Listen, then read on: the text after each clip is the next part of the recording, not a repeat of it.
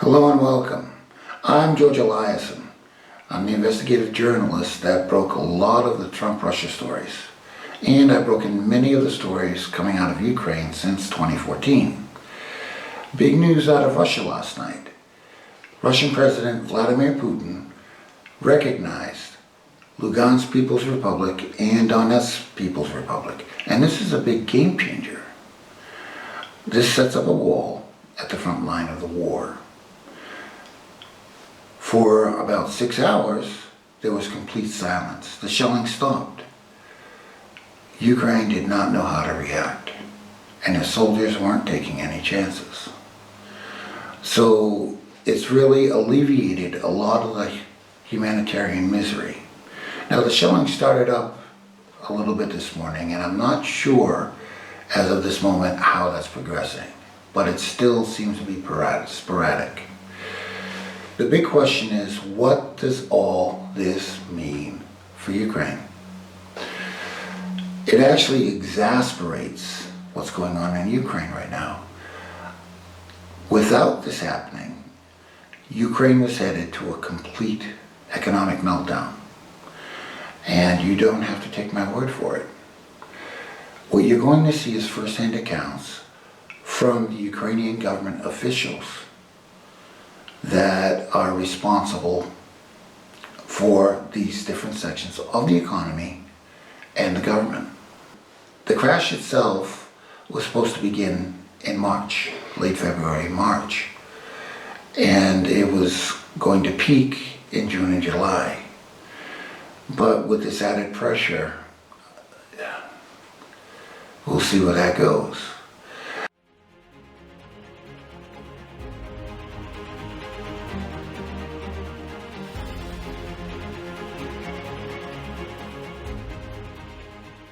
In the event of war, Ukraine in reality has about 1 month's worth of diesel if Kiev ignores Ukraine's responsibility to its own people, providing a safety net, or at least access to necessities like bread and shelter by subsidizing gas and electric costs. But, unfortunately, the only thing the government in Kiev is concerned about is losing $3 billion a year in transit fees from the country they accuse of attacking them. Zelensky's government went as far as demanding fees from Germany and Russia when Nord Stream 2 was ready to take over the transit game. Zelensky's Ukraine has been shuffling Europe, NATO, and the US closer and closer to the line where one mistaken diplomacy, one stupid move by any of Ukraine's infamous Neanderthal nationalist volunteers, and bang! The next headline reads, "Oops, thousands dead in Ukraine as the war spreads across Europe." But how does this affect Ukraine? How does this affect you? I'll be covering Ukraine's policy toward Donbass at a later time. Joe Biden does not like Ukraine's President Zelensky. Ukraine's President Zelensky does not like Joe Biden. So the US President wants to reinstall his comrade in corruption, Petro Poroshenko. Joe Biden and Club Rhino are sleepwalking America right into this level of catastrophe by coddling his pet kleptocracy, who's already stolen billions of US dollars meant as aid. And why? Well, why oh why indeed. Ukraine is using the supposed Russian attack to renegotiate its unsolvable gas problem. Well, what about Russia? Russia won't invade Ukraine because then Russia will be responsible for providing a total civil safety net, including gas and electricity, for Ukrainian people who otherwise can't afford it.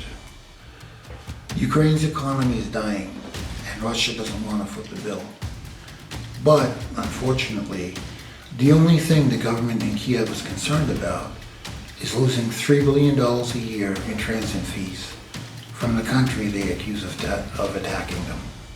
Zelensky's government went as far as demanding fees from Germany and Russia when Nord Stream 2 was ready to take over the transit game. The only way Biden's Ukraine can become energy independent is if fuel prices perpetually soar from now on. Ukraine will be able to pay financial obligations like the World Bank and investors like Hunter Biden. This cost gets absorbed by you every time you go to the gas pump, and you're about to find out why. Timoshenko said that Ukraine shouldn't wait to purchase Russian gas supplies until the end of the heating season, because there's nowhere else to get it. Now here's the kicker. For Ukrainian citizens to be able to afford gas, to be able to run business, to be able to run agriculture, they're going to have to sell their own expensive gas and try to make a deal with Russia anyway to buy the cheaper gas that Russia sells. In all of this, the big victory for Joe Biden is he will have successfully weaned the EU and US off Russian hydrocarbon products. Now this will be done at the expense of destroyed economies and societies like we're witnessing now in the US. If energy costs are through the roof, Joe Biden has made a clear runway to dismantle the US economy, and Democrats will do what Democrats are doing. Just how desperate is the Ukrainian situation right now? Ukrainian gas firms promise to reinvest revenues in increased production and modernization, but in the meantime, other industries and small businesses are relocating across the world. Instead of reinvesting in production, profits are being sucked out of companies by investors. The Ukrainian Association of Gas Production Companies vehemently rejected proposals to impose state regulation of Ukrainian gas pricing in October, citing the fact that it would inflict a blow on Ukraine's image in the world arena and severely harm the European Union integration processes. Only those Ukrainian oligarchs, companies like those of Rinat Akhmedov, Igor Kolomoisky, and Viktor Pinchuk, who control gas production companies and can send natural gas to their enterprises, are affected in this situation. If Ukraine could produce enough gas tomorrow, its citizens can't afford high-priced Ukrainian gas and hydrocarbon products. The reserves are 5,000 feet below the surface and the costs of drilling and extraction are quite high. According to Oleg Popinko, the head of the Union of Consumers of Utilities, high gas costs will prevent most small and medium-sized firms from operating and will force them to close. Small business owners will be unable to pull the payment of 7,000 hryvnias or 22,000 rubles for heating. As a result, we can anticipate a reduction in the activities of hairdressing salons, bakers, dry cleaners, dental offices, and so on. They will either have to include the higher-priced energy cost in the pricing of their services, or they will have to close. All types of businesses, from small dry cleaners to big agricultural holdings, use gas to some extent. The only ones who benefit from the price increase are Ukrainian gas-producing businesses, which are now raising the price for their users dozens of times, resulting in massive profits. Just how desperate is the Ukrainian situation right now? In a recent interview, President Zelensky's former office head Andrei Bogdan forecast a total economic collapse by February of 2022. Here we still have December. This is the pre-New Year's festive month when everyone spends money and somehow have hope. We, here, will pull something out of the egg box and live. But in January, February, this will not happen. We will fire people.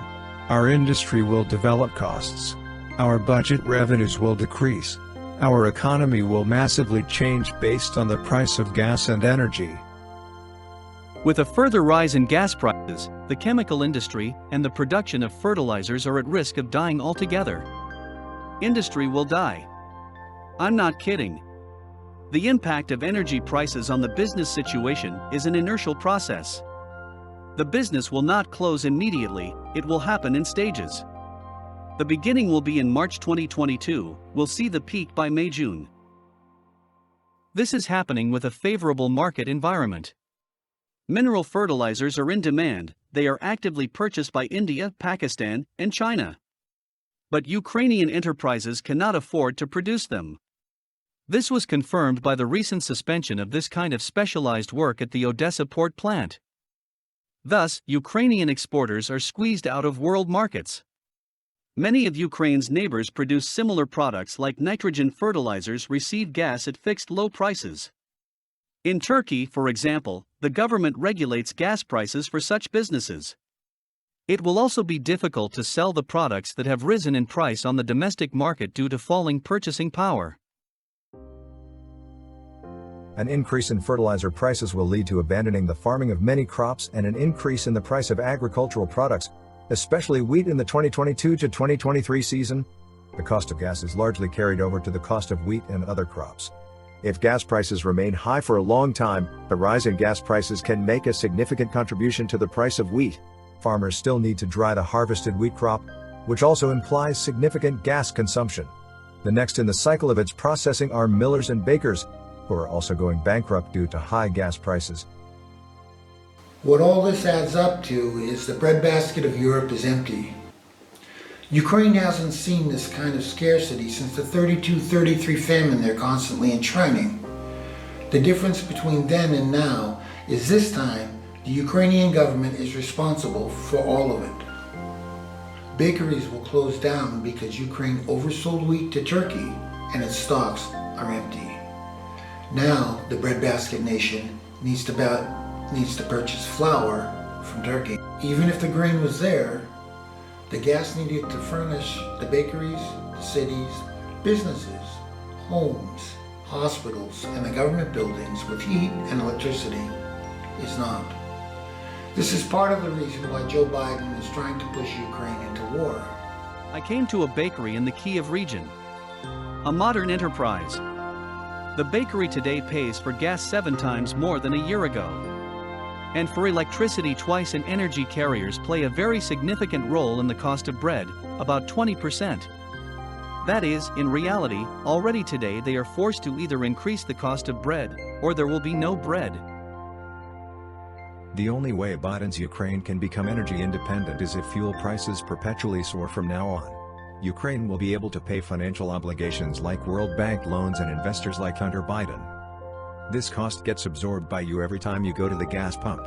The short-term gas forecast for Ukraine looks bleak, even though Ukraine has the second largest proven gas reserves in Europe, right behind Russia.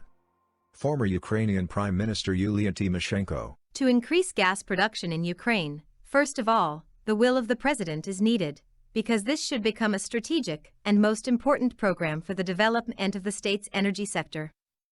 There is no such political will today. Licenses are distributed right and left. Ukraine could provide itself with gas in 3 years, but under certain conditions. Ukraine should not wait for Russian gas supplies until the end of the heating season, but there is nowhere else to get it. Why are you paying so much at the pump for consumer goods, for natural gas or oil and oil products? And what does that have to do with Ukraine? Nord Stream 2 is the fulcrum all of this is balanced on. Without it, Russia takes its gas east instead of west, and it effectively shutters Ukrainian gas transit revenues. But it's only now that we get to the part that'll make Americans and Europeans equally appalled.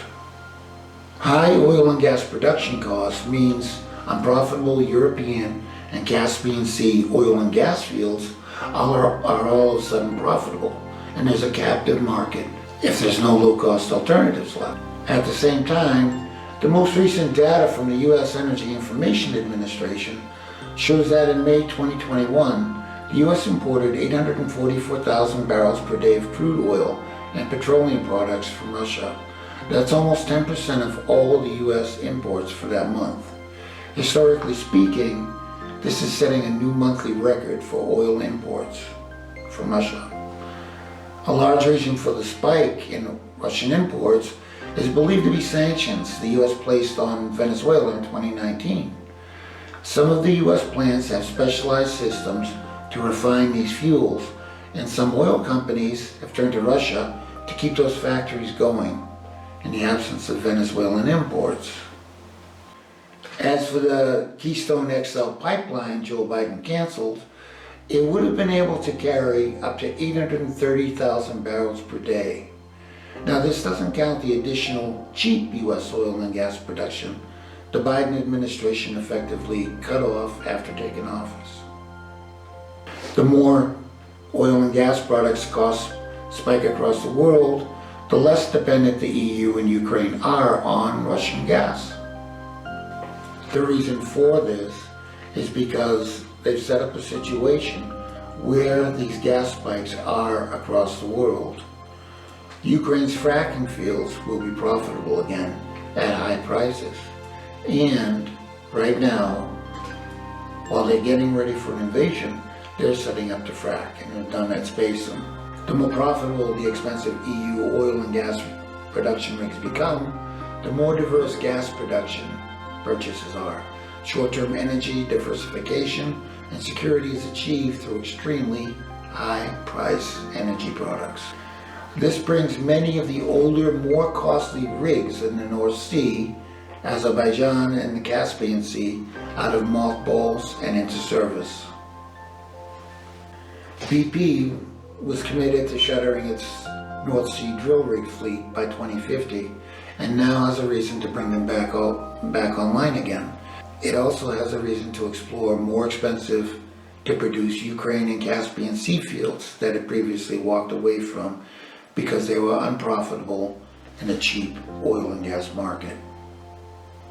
The big price surge started in Europe because of the Nord Stream situation, and buyers underbought because of the COVID situation. They weren't expecting people to be going back to work. Now, Russia fulfilled its obligations in terms of delivering gas. They offered a new cheap contract, which Europeans as a whole rejected. They chose instead to buy at spot pricing, which is much more expensive, as you're seeing right now. So why should all this infuriate you? What's the difference between $1.80 per gallon and $4 or $5 per gallon for gasoline in the US when it's coming out of your pocket? Imagine having a good job and not being able to afford the gas to get to work because of inflation pressures. Now don't worry, West Virginia Senator Joe Manchin imagined it for you and is trying to put a stop to it. It's a hard enough choice to bear the cost in lives when a war is worth fighting, never mind when one isn't and it can be avoided. Ukraine's Zelensky doesn't want Donbass back into the fold. Just a few weeks ago, Zelensky described citizens he claims to want back as subhuman. The Ukrainians, as of January 2022, are not good partners or friends to America. They are unworthy of American support. Do we want to give them the opportunity to send American kids to war so their oligarchs and our politicians can steal more?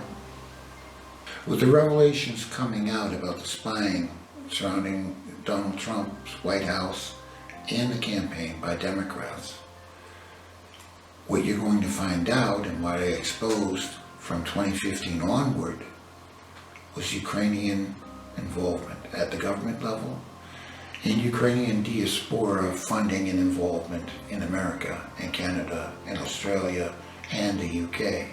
They want what they want for Ukraine. Their lobby is bigger than Saudi Arabia's, and they're flush with money. On February 18, 2022, Ukraine reignited the hot war in Donbass. After shelling heavily all day and into the night, they sent their special operations teams into Donetsk and Lugansk. In Donetsk, they tried to blow up one of the army generals. They sent a team over to a chlorine tank at a chemical plant, and they tried to blow that up, but thankfully they were stopped. Had they succeeded, the chlorine gas would have killed thousands of people. In Lugansk, they blew up a gas station, and as Joe Harding wanted in 2014, since 2014, they blew up a gas pipeline.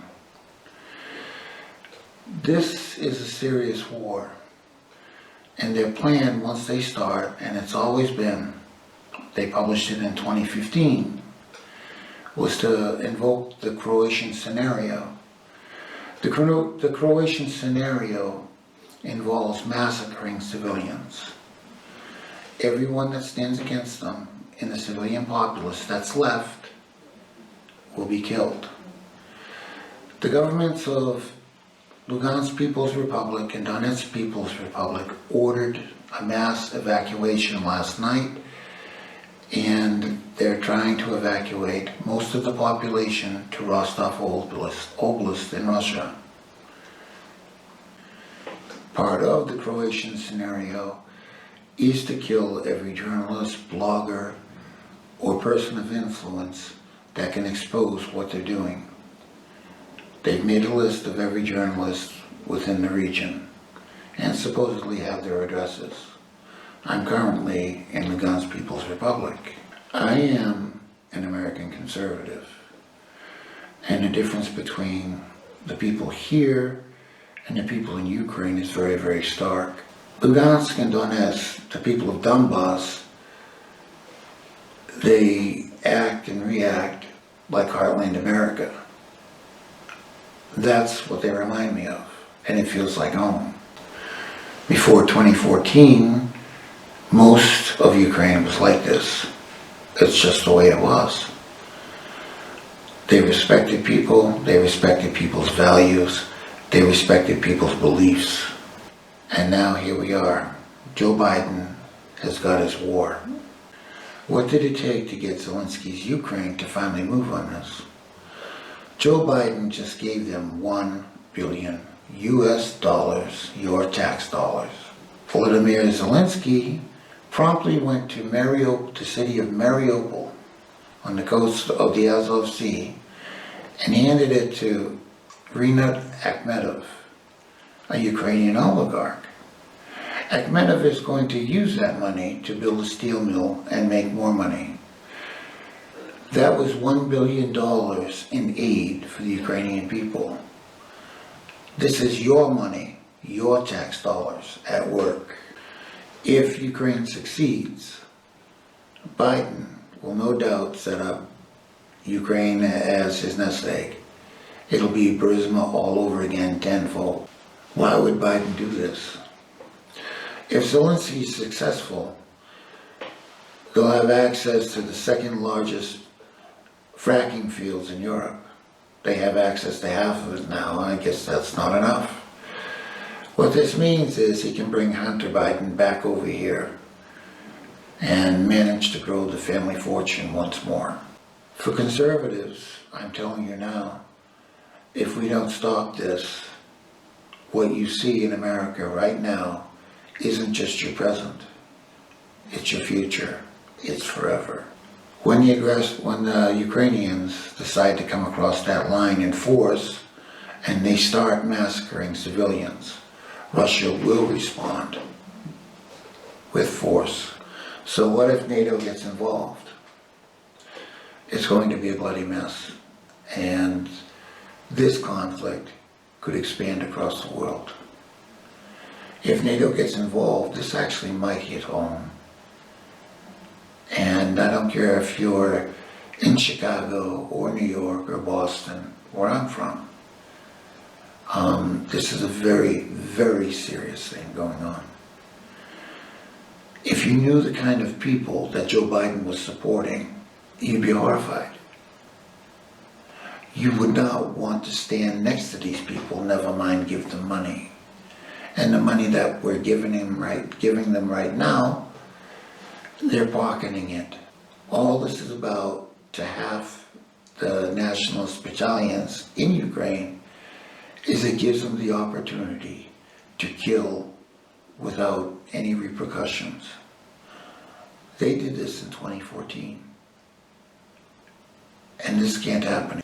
This is ongoing work, and if you'd like to sponsor it, contact me at this email, write sponsor in the subject line, and we can discuss the details.